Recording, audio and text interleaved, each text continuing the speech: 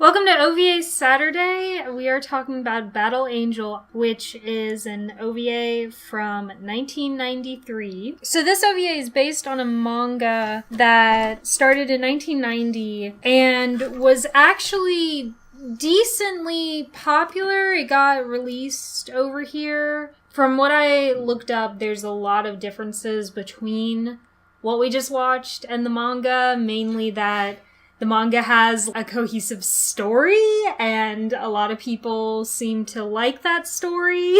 In case it needs to be clarified, this one lacks said cohesive story. We watched the old ADV dub, so the anime is out of print, but that dub had a lot of funny names in it. So the manga got released by Viz over here, and they did a good job of handling a lot of the names, as opposed to this anime where Alita is Golly.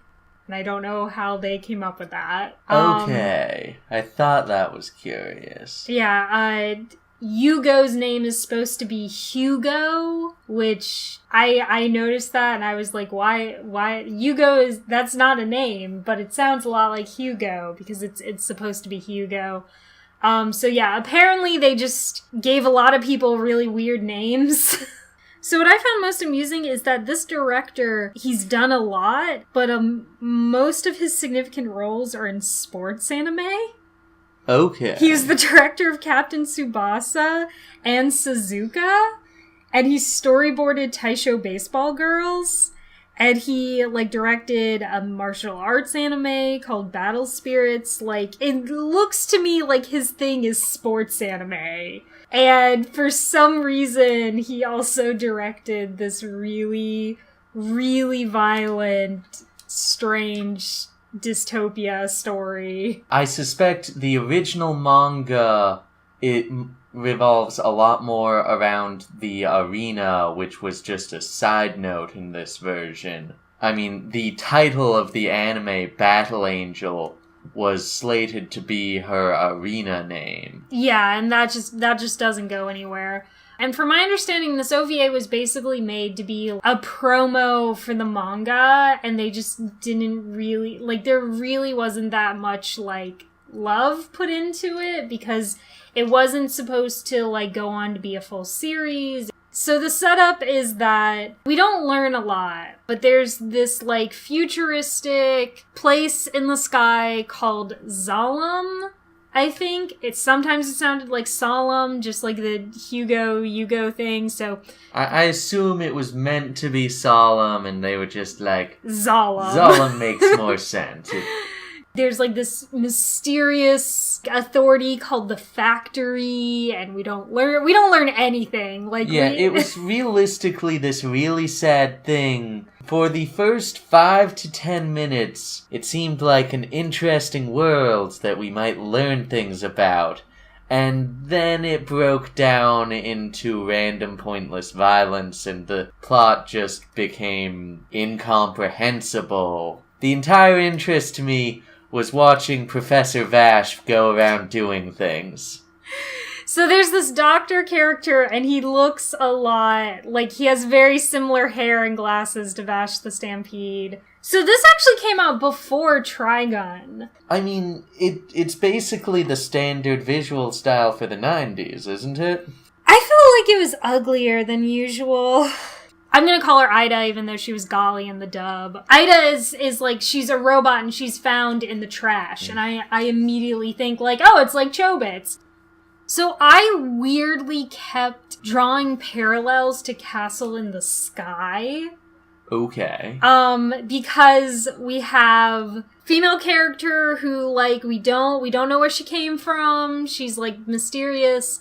And she has this love interest of a guy that, when we very first see him, he's, working on a windmill, and he's I'm really obsessed with this magical place in the sky, and one of the reasons I'm obsessed with it was because my father figure was obsessed with it, and, and he tried to, go to it via air vehicle, but then that didn't work out, and so now, like, I'm gonna find a way to get to it, and the music, they use the same wind instrument that comes up a lot in Princess Mononoke. It's like this, like, naturey, Ghibli-esque music with, like, these two little kids that are, like, trying to get to Zalem, and so I just was like, this is, like, a really, really weird, fucked up version of Castle in the Sky.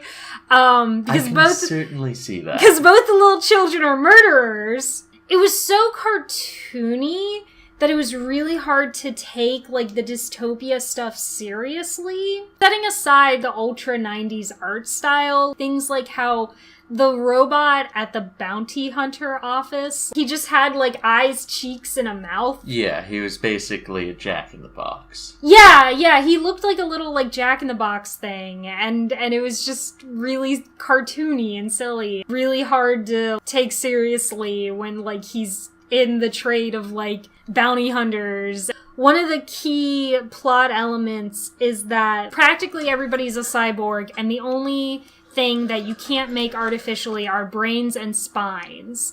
And so, like, there's, like, this black market for brains and spines, which they, like, show because, like, it's not shying away from violence. And it's so, like, you can't take it seriously whatsoever. I was not that put aback by the violence just because I felt like the context was so silly. The violence sort of started to bug me purely due to the fact that it seemed to the point of excessiveness. It's very much a snippet of a story that could have been developed, but instead it's just not. So it's a lot of random things thrown together that don't really mesh. I could tell you, like, what happens. Like, I could follow the whole, like, oh, this lady is in cahoots with that guy, and, like, that guy is taking advantage of this character. It just, none of it matters because there's no bigger story, and none of these characters have any actual, like, depth or meaning behind them. Yeah, I very much agree with that. This was not what I was expecting going in, because I had heard Battle Angel Ida before. And specifically I had heard of the manga. And so I kind of assumed, like, chances of me reading the manga are really low, so this will be, like, a good way for me to, like, get a taste of it or whatever. And it just wasn't. It was not a good way to taste.